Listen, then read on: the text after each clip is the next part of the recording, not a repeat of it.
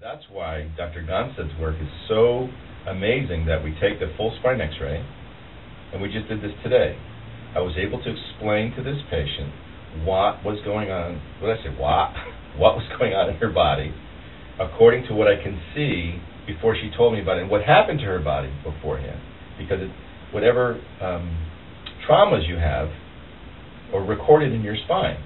And wherever there's degeneration in that area, we can trace that degenerative process and say, you see this number 6 bone here, this goes to the stomach. You see this number 5 bone here, this is the nerve that goes into the legs.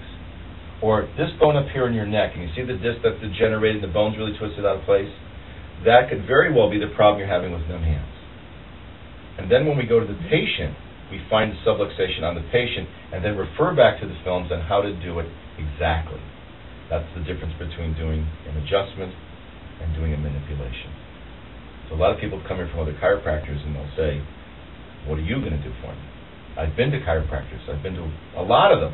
And I said, well, did they take a standing full spine x-ray? Well, no. Did they take any thermographic studies?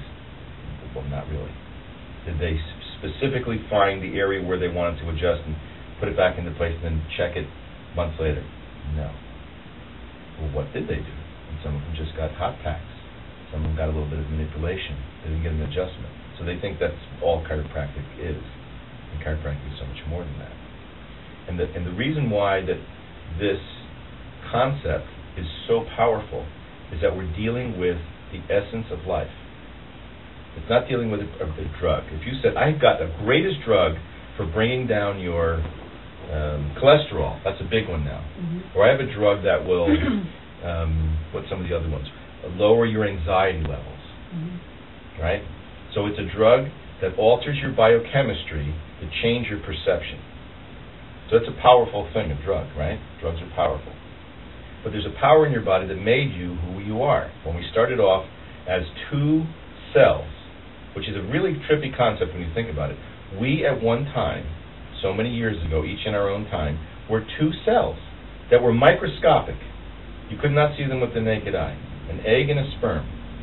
Some force allowed them to join. And just one sperm got into that egg and fertilized it. And it became 2, then 4, then 8, and 16, and so on and so on. So there was a power in there doing this. It's really amazing to watch embryology, and then it forms the notochord cord, which becomes a spinal cord, and pretty soon there's a heart beating in there. There's a force running all of that. And what our forefounders told us was that force didn't leave us when we left the womb. There's an innate intelligence that runs our body at all times. What we're dealing with, what makes us so powerful, is that's the power we're dealing with. Not the power of a chemical, not the power of a procedure, but the power of the body itself, in its essence, is the most powerful thing in all of our existence. So what we're saying is that every time we adjust you, we're using that tremendous power to heal your body. There isn't anything like it. There is no computer, there is no hospital, there's no physician, there's no drug that can make a hormone, that can make skin cells, that make blood cells, that changes the lining of your stomach every 120 days, that changes every atom in your body. We just read this from Deepak Chopra, that we exchange our atoms every so many years. You have a complete different set of atoms. And we're sharing them because they're all in the universe, they're all around us. Mm-hmm. We're working with that essence. That's how powerful this stuff is. There isn't anything more powerful. We had a baby that was brought to us who was a low APGAR. Mm-hmm. Didn't swallow, didn't open its eyes, didn't cry, and didn't move because of something that was blocked here from birth trauma. And on his 10th visit, he opened up his eyes. And on his 12th visit, he screamed and cried and kicked like a regular little baby. That was my biggest eye-opener about how powerful this force is, because it was all blocked right here. So there was no expression in the body whatsoever. And he would have stayed that way. He would have stayed that way. If he didn't have the adjustment. That's pretty cool. And that was the first thing I witnessed when I went to Mount Horeb, Wisconsin to visit the Gonstead clinic, was a little girl with epilepsy. And at the end of that week, all of the drugs that she was on were not needed anymore, and all of those seizures were gone. And I thought, that was 25 years ago. Where would that little kid be now? She was 7 then. If she had been in her 30s, would she have lived this long? Would she be a functional human being? Would she be married with children? And who knows? Well, look at the patient you're dealing with now, George. Right. He was having seizures, 2 or 3 times a day? Yep. And he's down to 1 in 7 weeks, Yep. 1 in 8 weeks? Yep. That's the power of the body. We see people walking in here with walkers, and in a few months they're coming in on their own, and they're completely, their minds are different, their perception of life has been altered, it's been changed. And it's all because of that one simple concept that the body has the power to heal itself. So I'm still convinced, even though people say, well, what about cancer? And we've just lost some friends from cancer. It's a terrible disease. Terrible. But I do know that there are people that spontaneously go into remission. The hospitals and doctors will tell you all the time. The person came in, they said, you've only got a few months to live, and they live 15 years. How is it possible? The body has that ability. It just has to recognize that there's something going on in there. You have to recognize when things mutate. And there's a concept about leadership, that if a population has a really good leader, communicates well, loves the population, does a good job, is honest, you see it in the population itself. There's good people. There's a country called Bhutan. They don't have a gross national product. They have a gross national happiness. You ever heard of them? No. It's amazing. It's called Bhutan, Butahan, I believe.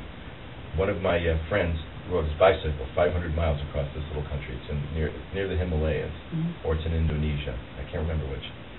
But they have a benevolent king, and he wants us, and the people are genuinely happy. There's no hotels, and there's, they live a simple life, but they're very happy. If you have a leader who's corrupt, then the population becomes corrupt. If the leadership of your brain and the way it works into your tissue is corrupted by interference, then the population of cells will be corrupt. They can't communicate well. They don't get well with each other. So one of the theories was that malignancies are just corrupt cells. They don't like what's going on. They're doing their own thing, and they should be sequestered out of the body. The white blood cells should eat them and get rid of them. And they don't, and they take over. They set and take over. In populations, that's happened, where the leaderships are nuts, and what you see is violence and pockets of violence and people blowing themselves up and doing all these crazy things. So when we go back to the leadership of the body, when we take it down to the microcosm, we just want good communication. We want good leadership telling the population of cells how to live, how to survive, how to thrive, how to advance, how to evolve. Because we're not locked into our genetics. Going back to Dr. Lippitt, he said, you're not locked into your genetics. If you change the environment, you can do that. But you have to change the environment on a structural level, on a chemical level, and an emotional, spiritual level. If you look at all of those in a triad, in a triangle, there's a possibility there for anything to happen, anything. And we've seen it here. You guys have seen it happen in many small ways with many people and in our own lives. When I can't think clearly enough, it's usually because my atlas is out and I get Kate to make an adjustment. You've come in with headaches, you came in with digestive problems, and your bodies are beginning to change. It's not going to happen overnight, although we've seen miraculous things happen. The true change is how your body replaces itself over time. And I always wondered why scars stay scars. If your body changes, why does the scar change? If you have a disease in your lung, when you get your new lung, why does the disease stay there? But the body doesn't recognize how to change that. So our job is to stimulate that. And if you need other things like nutrition or acupuncture or homeopathy, all those things, very powerful. Bach flower remedies, and there's a myriad of things that we can be doing about this. And we're on the foundation. I look at this is the greatest foundation work we can do. We find the subluxation. This is the baseline. This is the baseline. Yep. We're going to change our name to Baseline Chiropractic. Baseline. All right.